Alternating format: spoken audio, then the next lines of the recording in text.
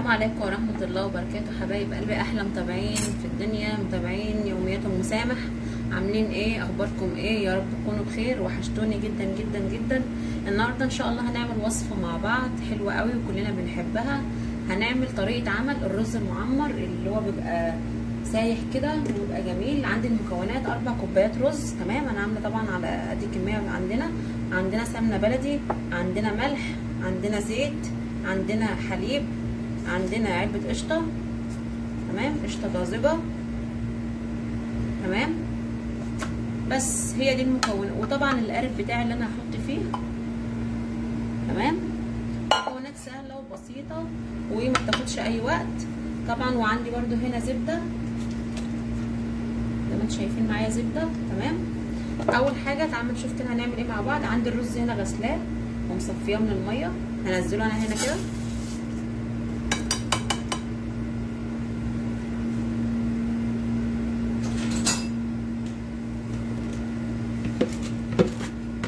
لسه في برده رز هنا كده هنزله.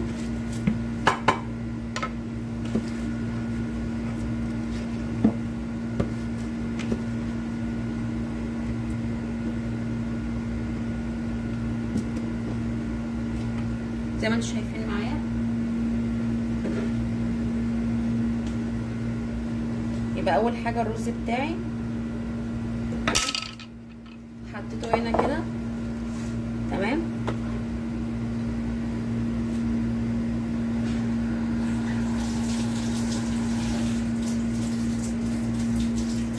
هنزل انا الرز بتاعي كده، افرده.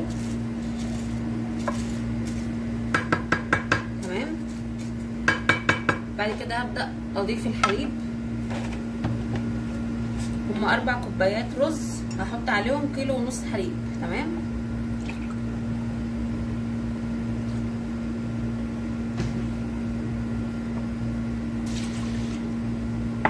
بالكوبايه كده هعاير.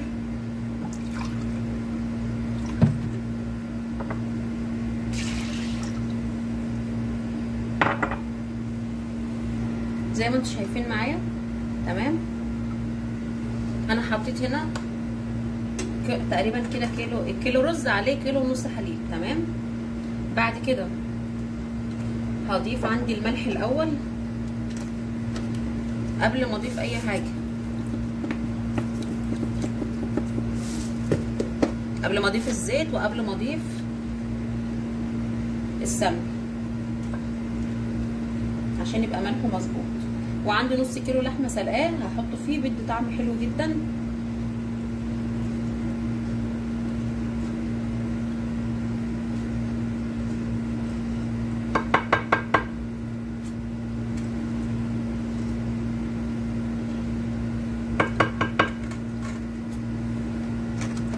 وناقص شويه ملح.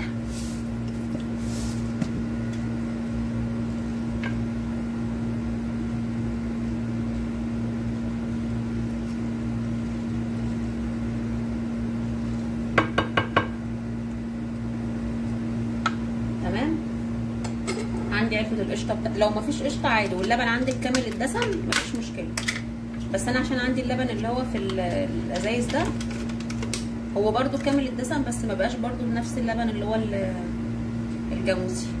تمام، افضيها كده زي ما انتم شايفين.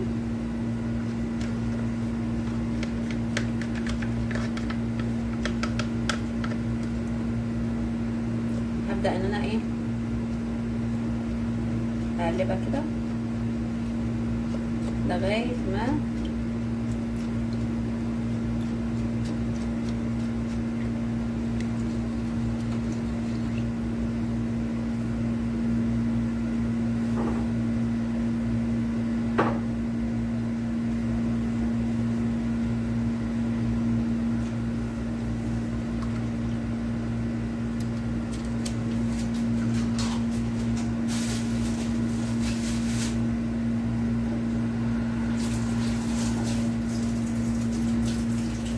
زي ما انتم شايفين معايا كده. ابدا ان انا ايه ادوب القشطه بتاعتي كده في اللبن.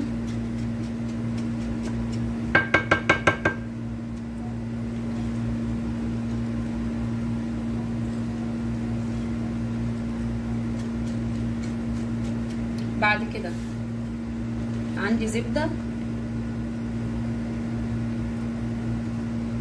تقريبا معلقتين. هبدا اوزع كده، اقسمها كده شرايح وايه واوزع.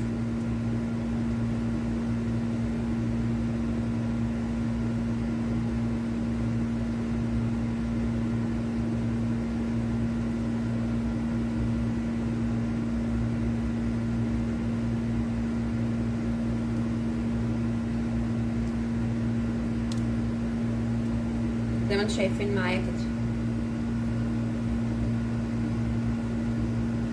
تمام. بعد كده عندي الزيت، هضيف شويه زيت كده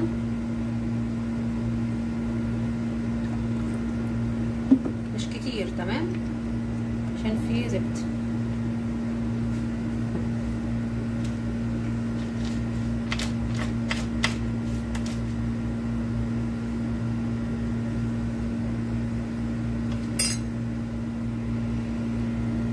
زي ما انتم شايفين معايا كده. هجيب بقى السمنه البلدي بتاعتي دي واحط معلقتين حلوين كده،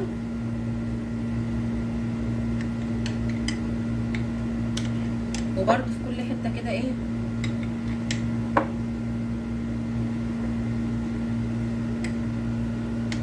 تمام.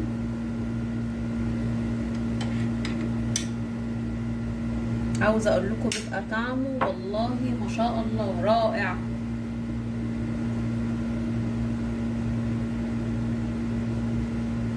زي ما انتم شايفين معايا.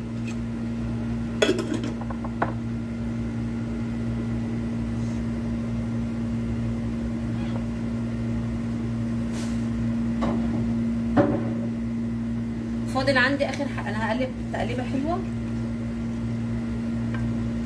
فاضل عندي اللحمه بتاعتي انا سلقاها، بحب احط اللحمه فيه بتديله طعم حلو قوي، واغطسها كده عشان تشرب من اللبن ده.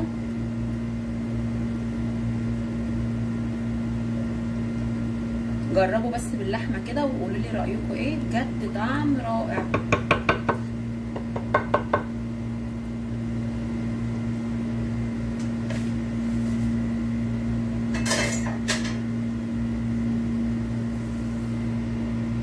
زي ما انتم شايفين معايا كده الشكل الجميل ده. هدخله الفرن تمام على اعلى حاجه لغايه ما يستوى ويحمر من تحت، وبعد كده ابقى اولع الشوايه من فوق عشان ياخد الوش، وهوريكم بعد كده عملنا ايه. معايا ما شاء الله طلعته من الفرن، بسم الله ما شاء الله اللهم بارك. شايفين القشطه عامله ازاي؟ تمام، طعمه بجد رائع. شوفوا سايح ازاي والقشطه في وشه ازاي.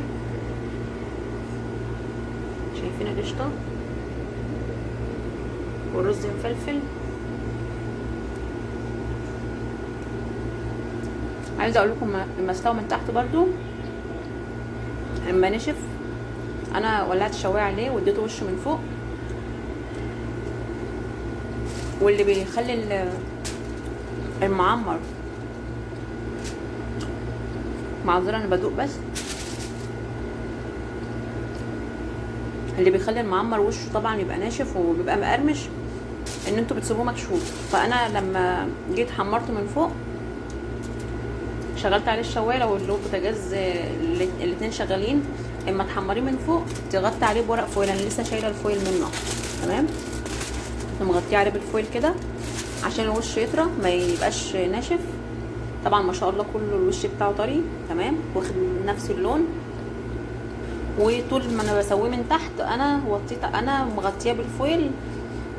اول حاجه نشفته لما الحليب الرز شربه، قمت جايه قفلت عليه من تحت عشان انا عندي البوتاجاز الشعله من فوق، الشوايه من فوق، وده حاجه يا اما ده يشتغل يا اما ده يشتغل. فانا قفلت عليه من تحت واديته لون من فوق، وقمت مغطيه عليه بالفويل ونزلته تاني على الفرن، وطيت عليه خالص النار ومغطياه طول بس، ومن تحت كده مغطيه بالفويل ده تمام. جربوا الطريقه، شوفوا ما شاء الله، شايفين ما شاء الله، شايفين مفرفر ازاي ومش معجن. جربوا الطريقه بجد حلوه هتعجبكم. ما تنسوش بقى تعملوا لايك واشتراك في القناه وفعلوا زر الجرس عشان يوصل لكم كل جديد. بحبكم في الله، مع السلامه.